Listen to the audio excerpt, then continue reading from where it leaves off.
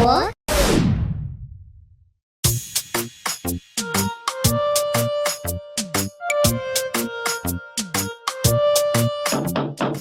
Who be that? Come in, oh. Hey! My sister! Papa Rukewe, you come? You know, say, don't you? I say, make I come there with my family small. Make I come visit my junior sister for this Lagos. Ah, you do well, my brother. Tegwolo, come with your uncle, oh. Hey, welcome, oh, uncle, welcome. Tegwolo, you know as you take be my first son, eh? Now this one be our own first son, your mama elder brother. Hey, uncle, welcome. Uncle, when on a small. I also my mommy na good girl because she said she dey carry fence for school where we're not true. Come on, will you shut up there and get out of there? Mommy, person wey get clear conscience no dey fear anything, no. Will you shut up your mouth? Ah, no, my Tegwolo, your mother is a very, very smart woman. She dey try well for school that time. And I mean, they use my hand carry her go school. Shebi, you don't hear her now. Oya. Carry the things inside. Carry your uncle bag inside. Carry and go inside, yeah? Hey, welcome, my brother. Oh. Uncle, you're welcome.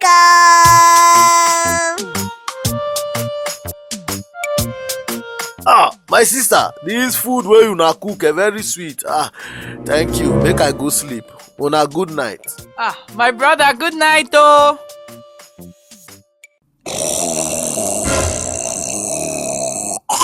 Who be that? What did they make that noise for our house?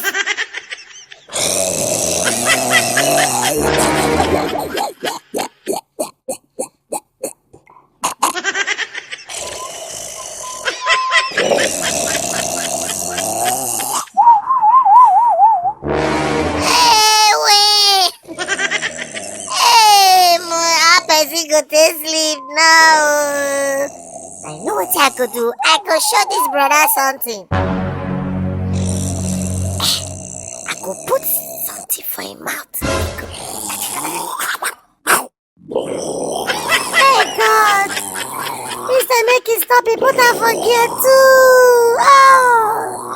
Hey, I know what I could do. I could cover his head with bed sheet.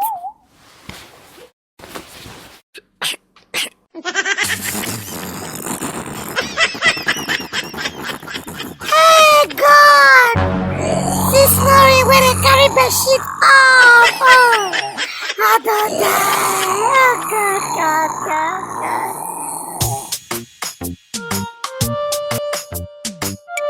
My guy, how far now? Tegwolo, why your eyes swell up like this? You don't sleep for house. My brother, one of our uncle bring loudspeaker come. Oh. He swallow speaker, so when he dey snore, oh God. I just sleep, just day my eye, and now I want sleep my own sleep for yesterday. Oh.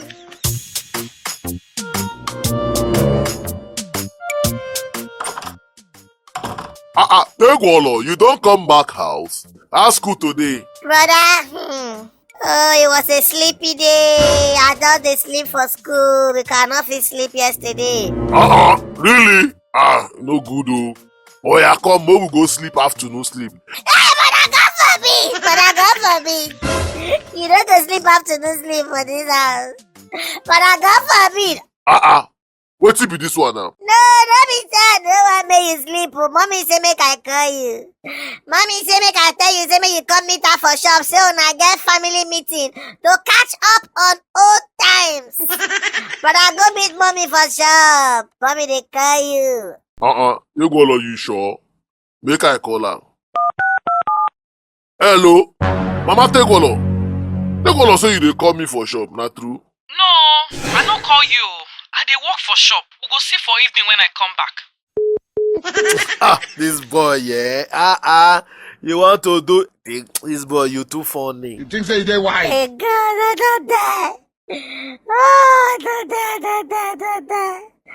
Brother, go sleep only you. It's not me and you that we sleep afternoon sleep together.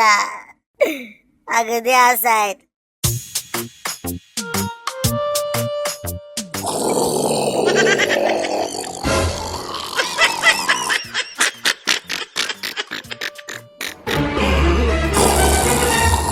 May God not allow them, let them kill you. Oh God. Even they snore like when lion they laugh. Make una off na gen lights day. Auntie, no worry, no be Jen, na snore my uncle they snore. Who they using that straw grinding machine for our area now? Auntie, na so we see our uncle from village come. No be grinding machine, na snore, human being they snore for inside. I don't know. Una buy lion. Brother, if na lion, if for better now. Na human being they snore, our uncle come from village. If I dey like this, nobody go sleep for this house. I have to come to the rescue of my family. I know what I go do. Kill sense, feeling body. Still smart, not if anybody.